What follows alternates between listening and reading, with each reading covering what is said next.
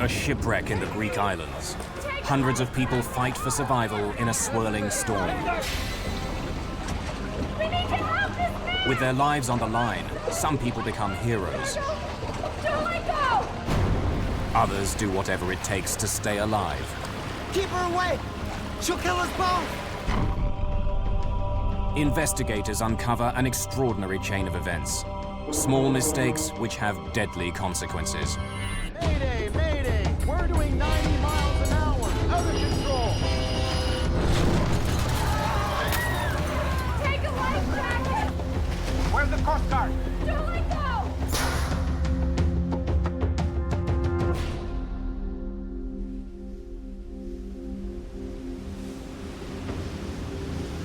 A passenger ferry pushes its way through a storm. What is that?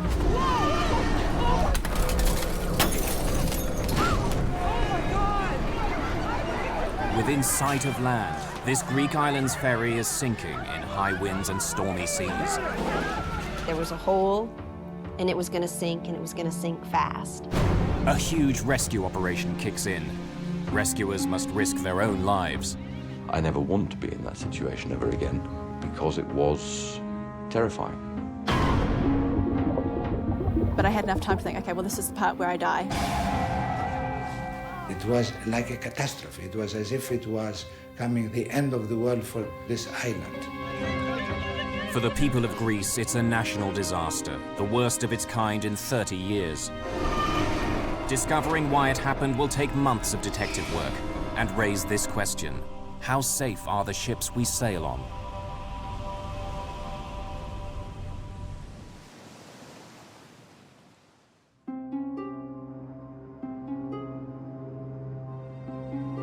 The Greek capital, Athens. This great metropolis has a 3,000-year history. A history built around the city's easy access to the Mediterranean.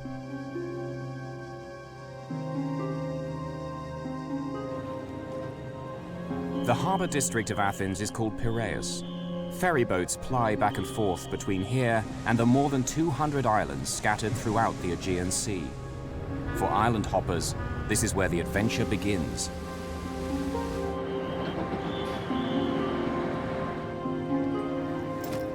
It's here somewhere. It has to be. Mayday today would be good. I'm hurrying.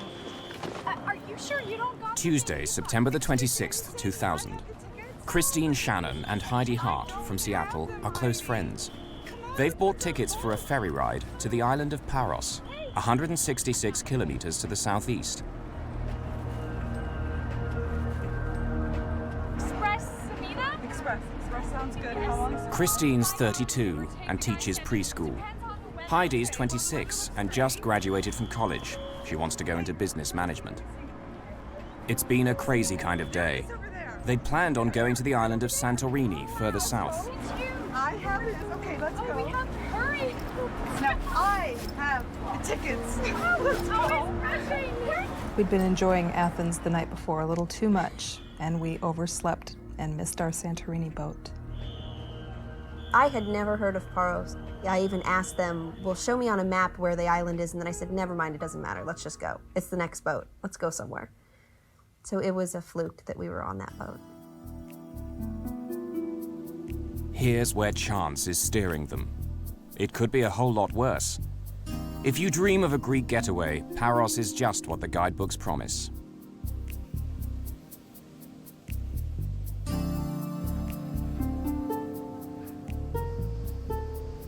Life is laid back, and the backdrop is enchanting.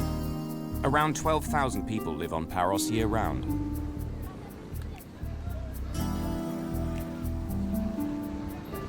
In tourist season, add to that 100,000 visitors. Ferries from Athens head for the harbour in the main town, Paros. There's constant traffic back and forth to the mainland.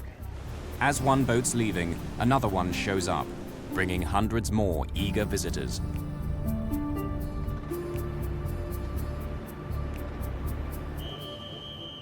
Christine and Heidi are among 472 passengers who board the Samina today.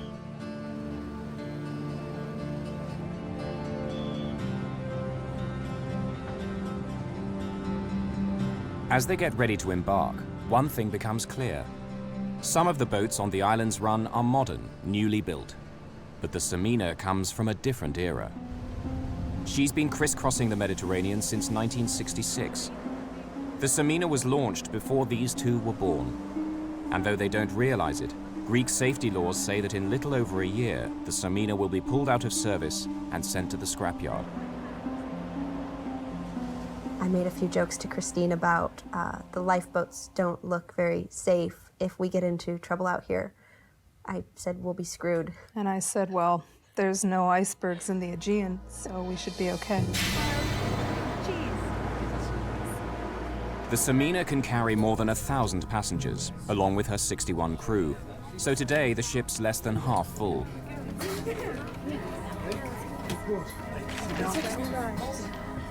Katrina Stark and her cousin Sarah Davis, both from New Zealand, are backpacking. Like Heidi and Christine, they're literally sailing into the unknown. Paros. We had no plans. We went to get on the very first ferry that was leaving, going wherever it was going to take us, and that happened to be first stop Paros. At 7:15, 2 hours into the journey, the sun is setting. There are still 3 hours to kill before the Samina arrives.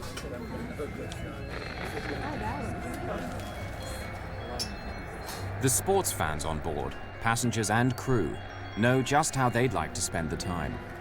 There's a major soccer game playing live on TV. Athens' star side Panathinaikos are up against their German rivals, Hamburg. The reception wasn't very good, and so they had various staff come along trying to fix the TV, and everyone was putting suggestions for how to fix the TV, and it seemed to be quite important to everybody on board that they get to see this game.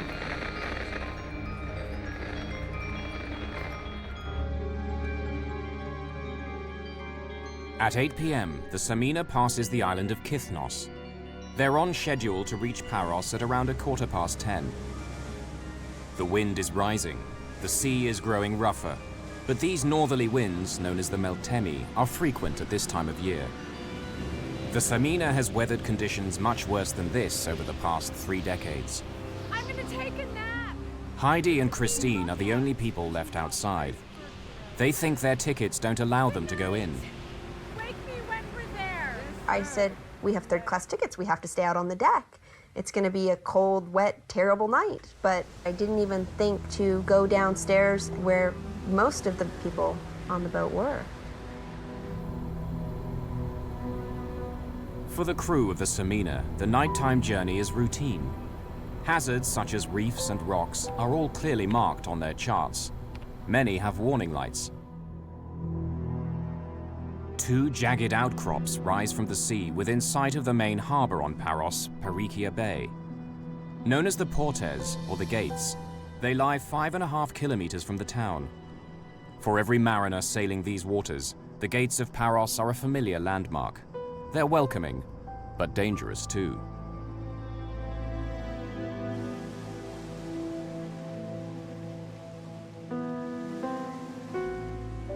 The rocks rise 25 meters out of the sea. Every passing ship must give them a wide clearance. At night, a beacon light on the taller of the 2 rocks sends a clear warning to sailors. Stray too close to the Gates of Paros, and disaster will follow.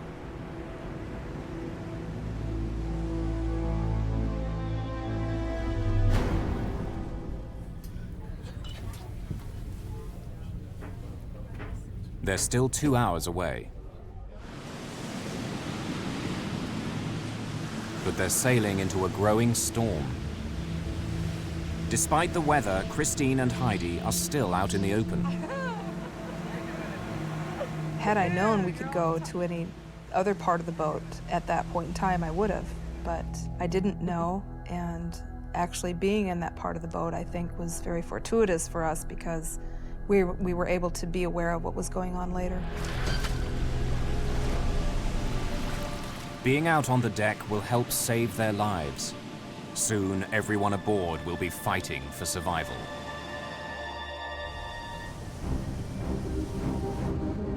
On the evening of September the 26th, 2000, The passenger ferry Express Samina leaves Athens harbour, Piraeus, heading southeast. She's making for the island of Paros, 5 hours away in the Aegean Sea. As the sun sets, the weather deteriorates until by nightfall the ship is being buffeted by a northerly gale. But the crew are used to such conditions. Their ship is big enough, tough enough to survive far worse. The Samina is 115 meters long, more than a soccer field, and 18 meters wide. Passengers are widely dispersed.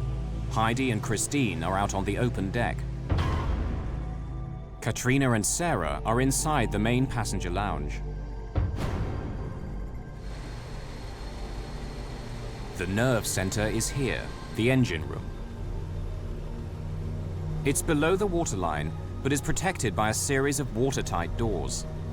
The crew need to move about, but the ship is safe so long as they lock the doors tight behind them.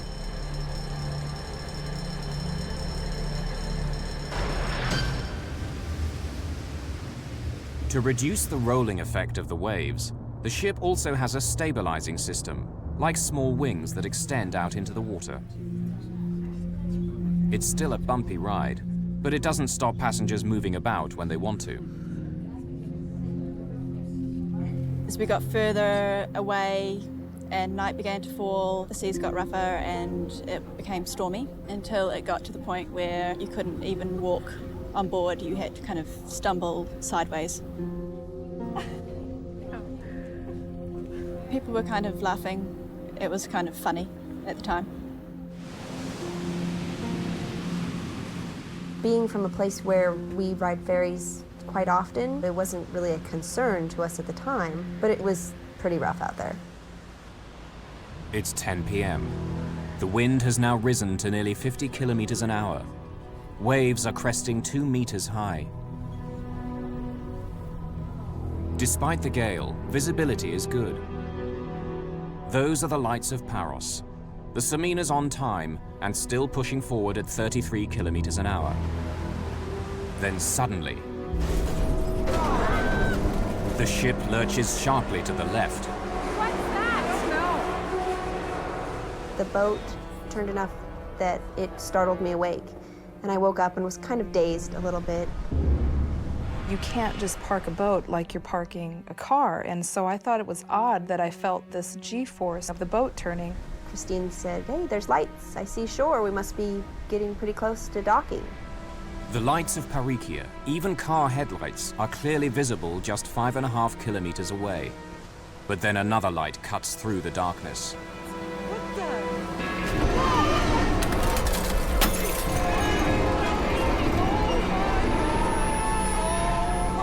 This rock just comes out of nowhere, just out of the black night.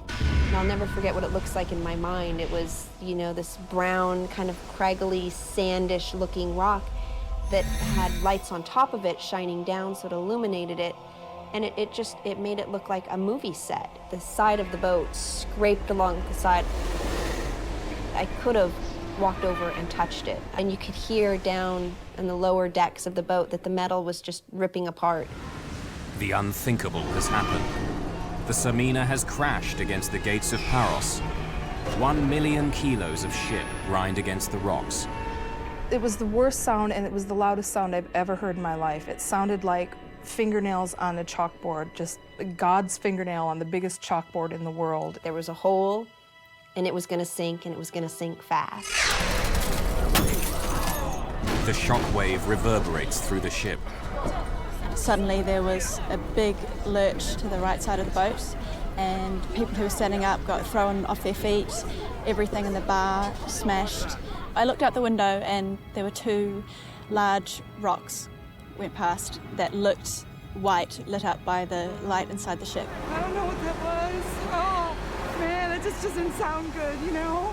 In a situation like this, the time frame is so hard to put back together. But it seemed like maybe a minute or two until the boat started to noticeably lilt to the side and tip. And that's kind of when the chaos started. Get out of this place. No, I'm supposed to run to that. Get off the ship.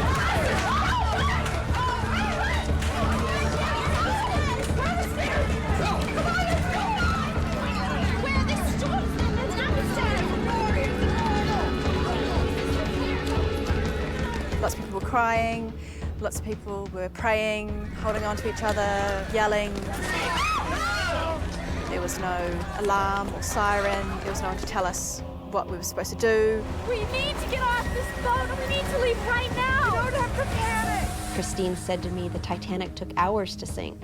And I said, we don't have that much time. We don't have hours, Christine. We need to leave now. Okay. In my mind, I thought, this boat's gonna sink and we're all gonna die. All these people trying to get life jackets. Being taller, I was able to reach over the heads of most people who were trying to get hold of life jackets and grab two. The Samina has 61 crew members, but where are they? Passengers must fend for themselves. So I yelled to Christine, come here, I think I found life vest. Hey, doesn't open up. Just take it out. At this point, people were starting to run past us.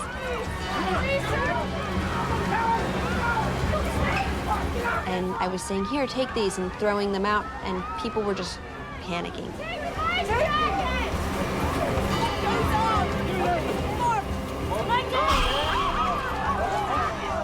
Within minutes of the collision, the ship's lights go out. Passengers are plunged into darkness until emergency generators kick in. And then the first flare went off. This eerie red glow coming down over the ferry gave it a whole nother feeling of just terror that we're out in the night, in the dark, and the ferry's gonna sink.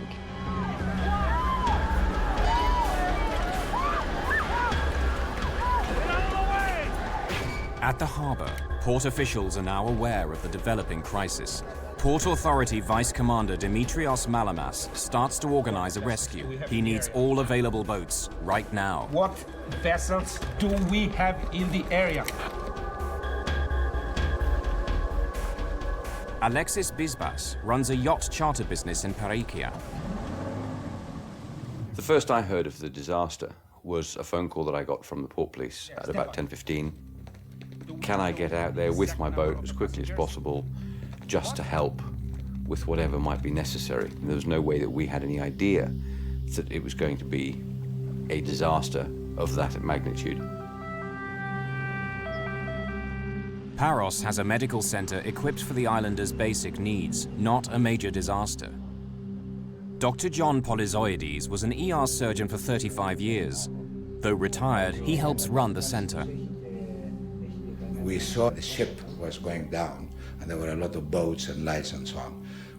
I personally did not expect anything tragic to come out of that because we were so close also to the harbor.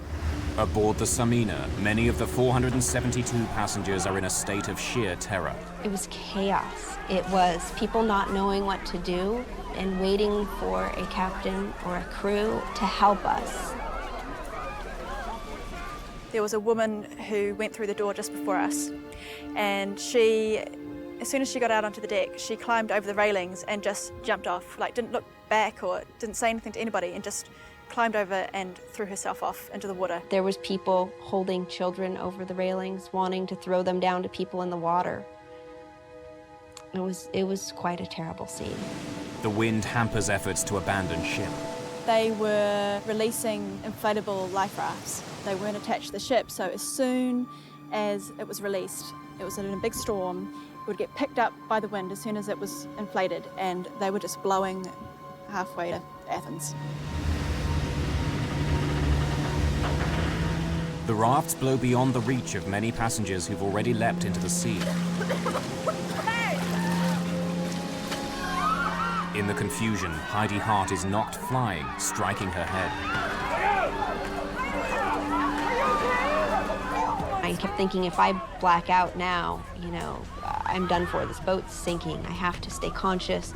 I had this adrenaline rush, and there was, a feeling that I would call terror. I knew instantly this was going to be a fight for our lives. There was some point in time where I literally felt myself leave my body and instincts kicked in. Everybody was running to the rear of the boat, and Christine just looked at me and said, "Go that way, to the front of the boat." And she said, "But nobody's up there." It was the darkest part of the boat. It was the highest part of the boat. She said, "Nobody's up there." I said, "I don't care, go." And luckily for us, that's where we found a lifeboat hanging over the side of the ship.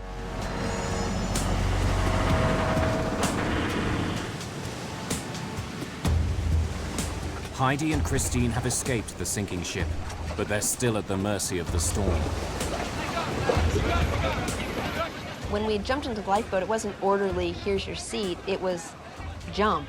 Where you land is where you are, and so we were just kind of all pig-piled in this lifeboat together. The battle for survival takes an ugly turn. Each passenger must decide, help others or fend for themselves. There was 5 or 6 men in the back of the boat, and they were fighting with each other. They were yelling at each other. As the ferry was sinking, they kept pointing at the ferry and fighting with each other. And then, you know, this is when I see the guy swimming up to the boat, and so I started getting ready. I'm thinking, okay, I need a rope. I gotta throw him something. He has no life vest on.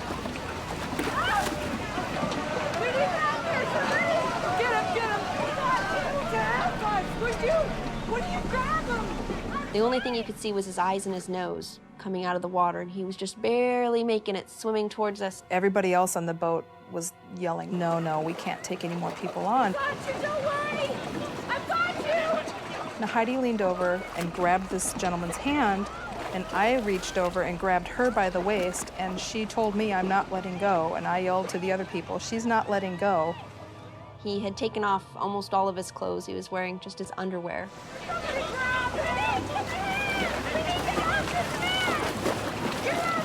I mean, I'm not a very big person. I'm 5 feet tall. Just me trying to pull him in the boat wasn't gonna work. The men in the lifeboat realize that Heidi won't let go and finally help haul the drowning man on board. I don't know what they were thinking. They were panicking. So, I mean, who am I to judge what other people were thinking and doing? But there was a lot more that could have been done that night. Of the 533 people who set out on the Samina, many are now in the sea. Others are still trapped on the vessel itself. The ship begins to roll over. If it goes down, dozens of people will be dragged down with it.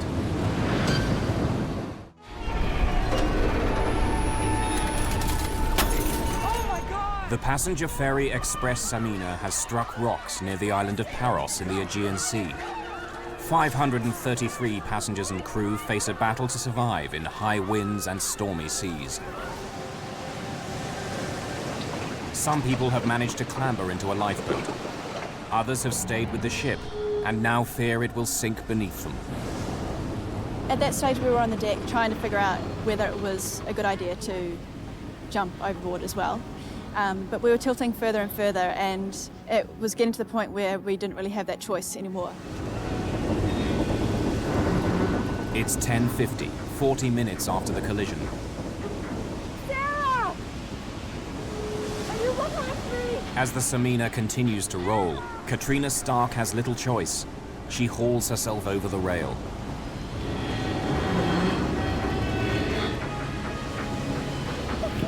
The ship has turned completely on its side. Katrina is sitting on the hull. Should she try to swim for shore or wait for rescue? While I was sitting there thinking about that, all of a sudden the ship just sank underneath us and sucked us down and everything around it. I don't know how much time we were under the water, but I had enough time to think, okay, well, this is the part where I die. This is the part where I drown. I kind of thought, well, okay, that's fine, and had enough time to be okay with that. Just as we got there, we saw the ferry sinking, which was an extreme sight. And to see this entire ship sink beneath the waves and to be gone and just leave us in our little lifeboat it was amazing. It was almost beautiful in a sad sort of way. And then complete blackness, darkness, huge waves.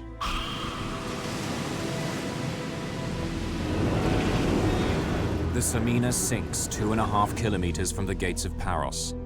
Even without its engines, wind, waves, and the ship's own momentum carry the Samina closer to the shore. The sea here is 38 meters deep. As the Samina goes down, huge bubbles of air escape from the ship, making the water less dense, making objects in the water sink more quickly. Katrina Stark sinks several meters before the buoyancy of her life jacket pulls her up again. As suddenly as I had been sucked under, suddenly I popped out the top. Her priority now is to find her cousin, Sarah. In the storm, she can't tell where she is. The waves were so big that for 1 second it sounded like she was over there, and so I tried to swim that way, and then the next second it sounded like, oh, she's over there. I tried to swim that way. Sarah! Sarah! I can hear you, but I can't see you! Sarah! Sarah! Eventually I just said to her, okay, make sure that you get on a boat and get back to land, and I will see you back on shore.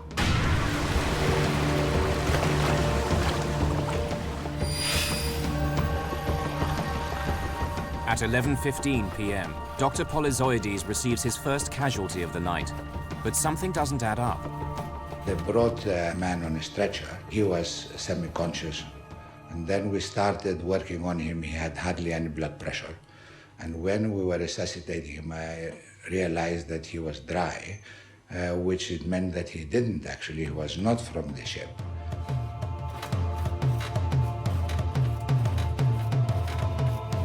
Anyway, we carried on. Eventually we lost him. He died in our hands. And then people came and he said, you know who it was? And I said, no. His patient isn't from the Samina, but the disaster still claims its first victim. The man is Dimitrios Malamas, who'd been helping organize the rescue. In the crisis, he'd suffered a heart attack. He was 40 years old. So you can understand, even at this early stage, although we did not know the number of people that we're going to lose, there was that sense of tragedy immediately from the very beginning. A local shopkeeper, George Skandalis, grabs his video camera and captures these first raw images as survivors begin to appear.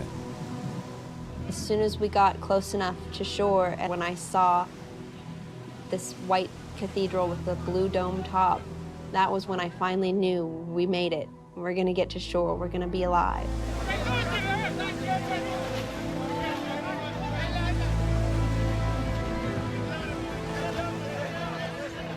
I felt more alive than I've ever felt in my life. Giddy, almost giddy.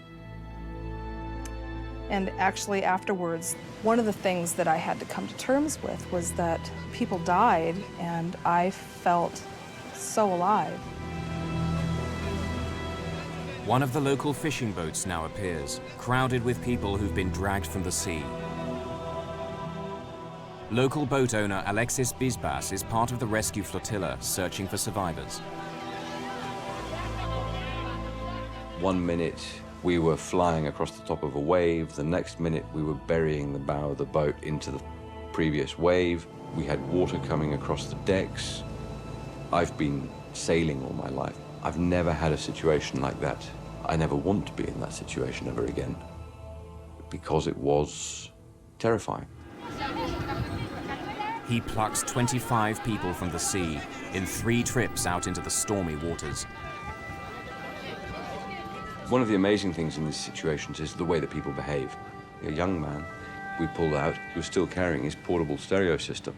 So the one hand's trying to grab hold of the boat, and the other hand, as we realized, was being hampered by this stereo system that he still had in his other hand.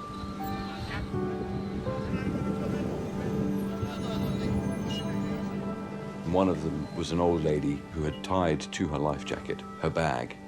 As we were trying to drag her into the boat, we realized that something was stopping her, and I went to cut her free of this bag, and she said to us that if we did, we should throw her back because that was her entire life in this bag.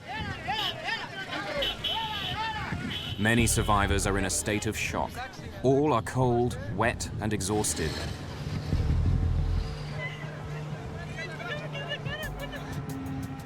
Just a few hundred meters away, dozens of people are still in the water, trying to stay alive until they're spotted by a rescue boat. Katrina Stark and a fellow survivor, a total stranger, are now clinging desperately to a piece of wreckage. My first surprise about being in the water was that it was warm. I was really expecting the water to be cold. They were big waves, and you just had to cling on tight to the piece of wreckage.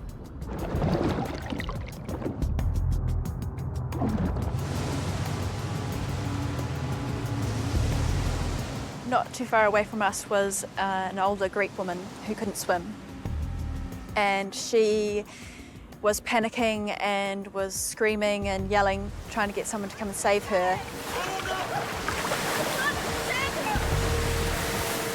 And the guy that I was with was saying she's going to want to come over to us, and if she grabs hold of us, she's going to drag us down.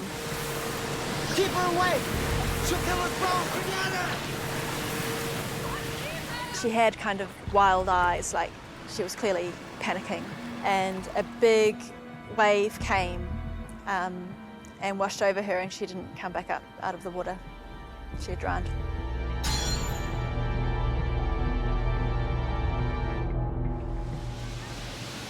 There are still some signs of hope. Some people have been pushed south by the wind. Miraculously avoiding being smashed onto the rocks, they've wound up on a sandy beach, the Bay of St. Irene. A life raft beaches in the same spot.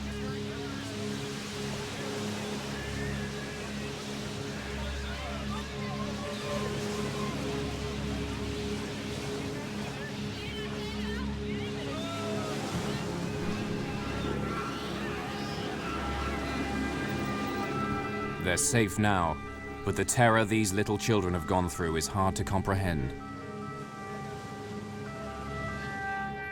More than 400 survivors have now wound up on the dockside. Many have suffered a terrifying ordeal in the water. They're rushed to the medical center, where Dr. Polyzoides has now assembled a team of 15 medics. Some doctors and nurses based on the island, others tourists who've come in to assist.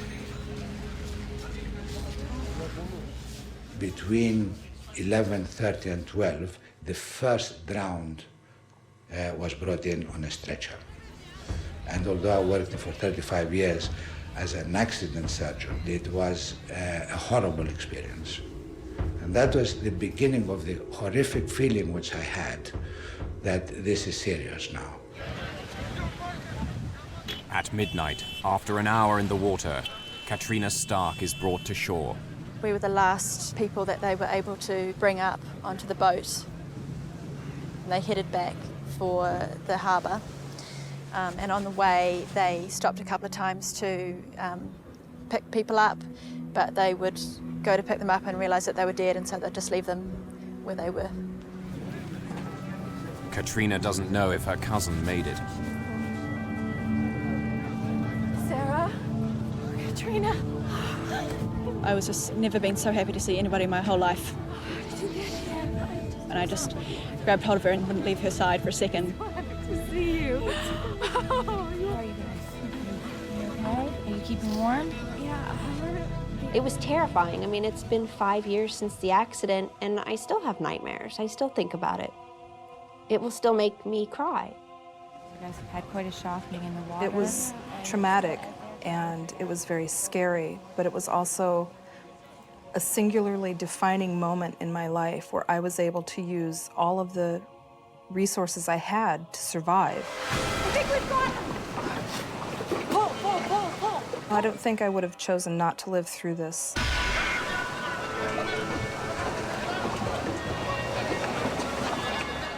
At midnight, more than 2 hours after the collision, the rescue operation is becoming more and more a search for bodies.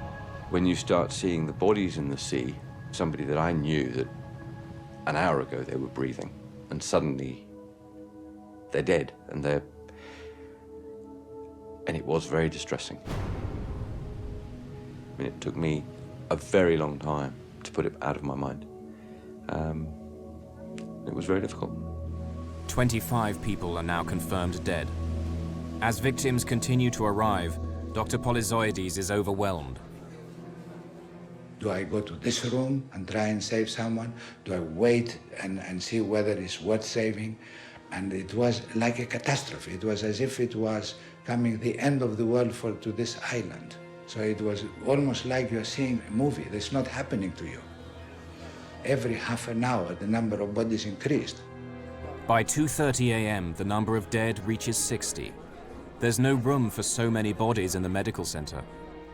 The Church of St. Nicholas on the waterfront now becomes a temporary morgue. The search for people, alive or dead, continues right through the night. Very soon, investigators will begin to ask tough questions. Who's to blame for the sinking? Why did so many people have to die?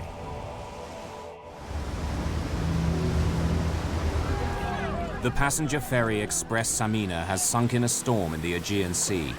Already 60 people are confirmed dead. Many more need medical treatment. Morning reveals the power of last night's storm. A lifeboat lies smashed to pieces on the rocks. Life rafts blew away, empty. A message board at the harbourfront lists who's alive and who's still missing. Bodies will continue to wash up on the beaches for days to come. There aren't enough coffins on Paros. More arrive. Even the most experienced professionals are touched by the trauma. I was so shaken by this that I didn't sleep for 2 nights, and on the 3rd night, where I went to sleep, I dreamt that my son was drowning. Very quickly, the grief turns to anger. Where were the crew when the ship hit the rocks? Where were they when the passengers needed help? Rumors spread like wildfire and are picked up by the media. Were some members of the crew watching the soccer game on TV when they should have been steering the ship? The captain, 53-year-old Vasilis Giannakos, is held for questioning by the police. On Paros, the funerals begin. Here, a 4-year-old boy drowned with his father. Divers discover 10 bodies trapped inside the hull of the Samina. The last body is found floating 2 weeks after the sinking, 50 kilometres north of Paros. Altogether, 80 people have died, 75 passengers, 5 crew members. This is Greece's worst shipping disaster in more than 30 years, a national tragedy. In the bitter aftermath, the spotlight falls on the company which owned the Samina and its vice president, Pantelis Sphinias. He could face criminal charges, as well as multi-million-dollar compensation claims. 2 months after the sinking, police surround a body lying on the sidewalk outside company headquarters in Athens. Sphinias has jumped out of his 6th floor window, committing suicide.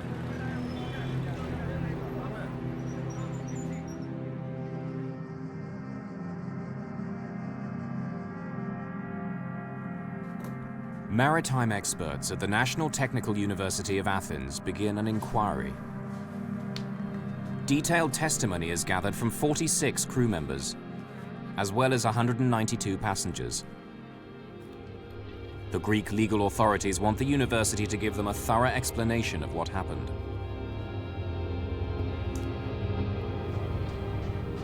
Professor David Molyneux of the National Research Centre of Canada is one of the world's leading experts on ferry safety. He's studied the findings of the Greek investigators, who came up with a startling realization.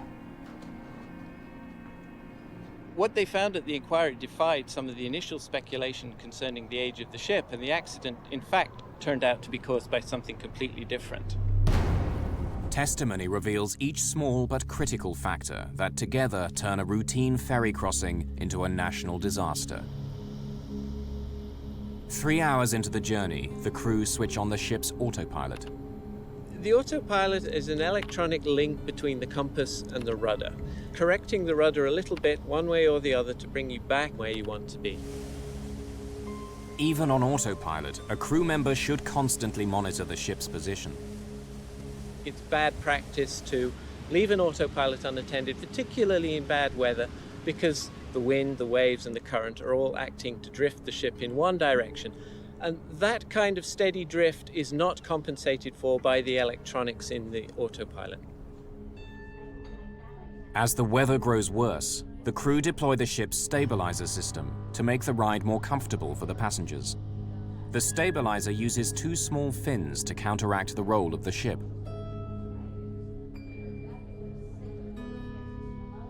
But something extraordinary has happened. Only the starboard or right-hand stabilizer fin has extended. Very unusual. Normally we'd expect both stabilizers to be working at any one time. With just one stabilizer, the ship is no longer symmetrical, so the flow around the ship is unbalanced, and as a result, the ship will tend to drift one way rather than go in a straight line. With only the starboard stabilizer, the Samina is pulled slowly but surely to the right. It's a deadly malfunction. Captains aim to stay at least 740 meters left of the gates of Paros. But when the Samina arrives, she's on collision course. A crew member makes a last-minute attempt to steer the ship to the left, but the ship can't turn quickly enough.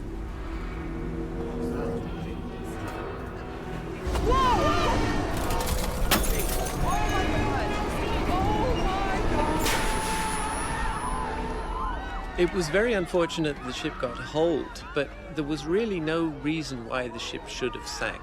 The damage was within the range that you would normally expect a ship to survive. The east face of the taller pinnacle is where the ship strikes, at 12 minutes past 10 p.m. There's a 6-meter lengthways gash, as long as a telephone pole, and 1 meter wide.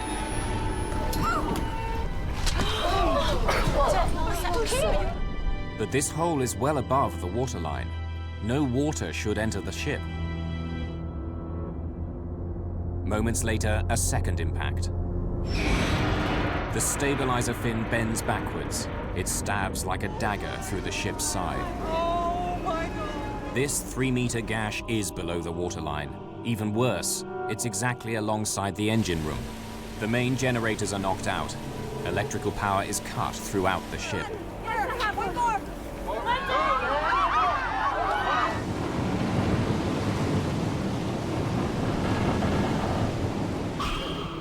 The investigating team orders divers to make a detailed survey of the wreck of the Samina.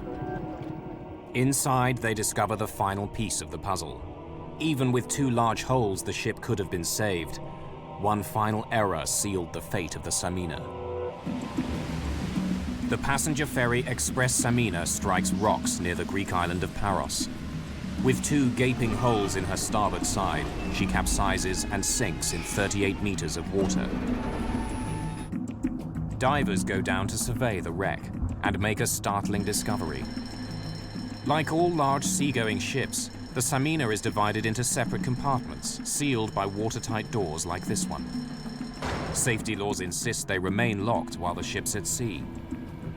On the Samina's last journey, some of the doors were open. If you imagine in your house, every time you went through a door from the kitchen, you had to close it, lock it, move on to the living room, open that door, close it, lock it, and carry on. It really does slow down your everyday life. So there is a tendency sometimes to leave these doors open. Because they're left open, water is no longer confined to the engine room. And now that the power is cut, the crew can't close the doors remotely.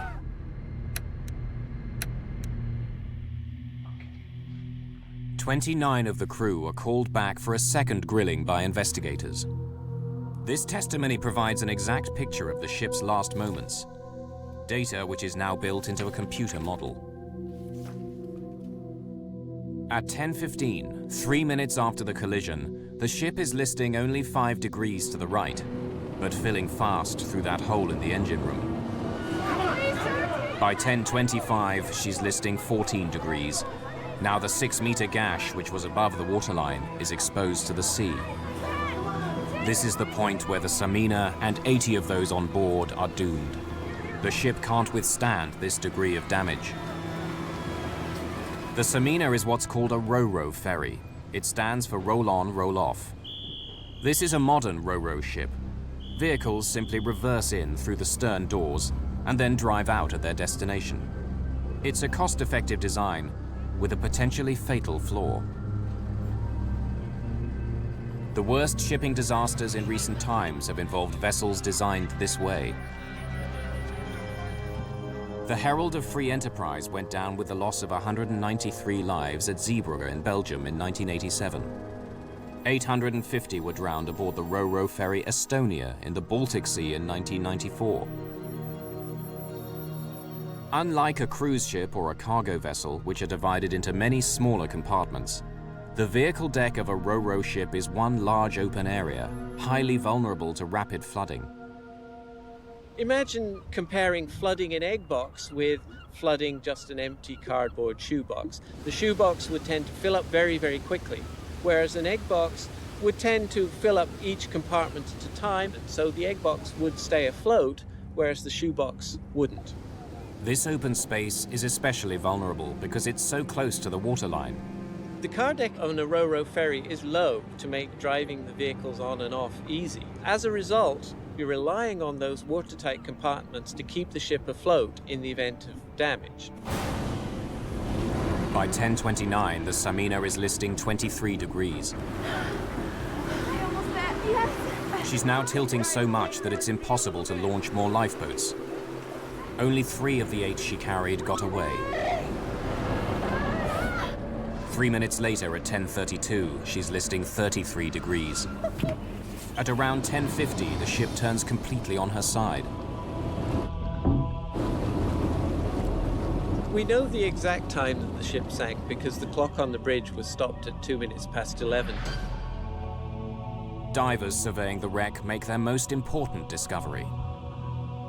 Of the ship's 11 watertight doors, 9 were left open.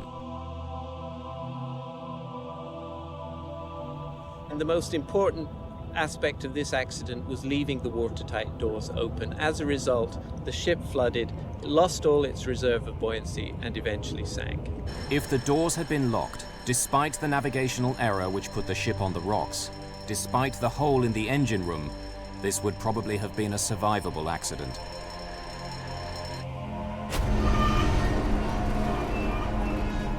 The trial of ship's captain Vasilis Giannakos and 7 others began in May 2005, more than 4 years after the disaster.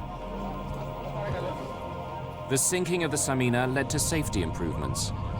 Greece cut the maximum working life of passenger ferries from 35 to 30 years.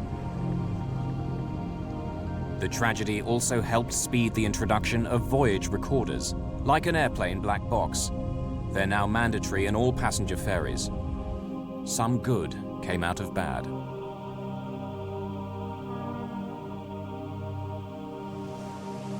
For the first time since those dramatic events, Katrina Stark has come back to Paros. It's an emotional return. It was a pretty traumatic thing to go through, but it's quite a character-building experience, and I think it plays a large part in who I am today. For their role in helping to save lives, Heidi Hart and Christine Shannon were given an award for heroism by the city of Seattle.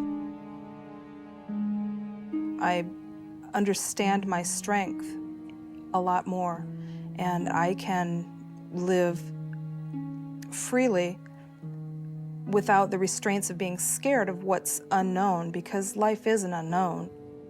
Even for a heroine, it's tough to look back. Christine and I, we always say we were the lucky ones. We were in the right place at the right time, and that is the only thing I can think of why we made it and so many other people didn't. And it breaks my heart.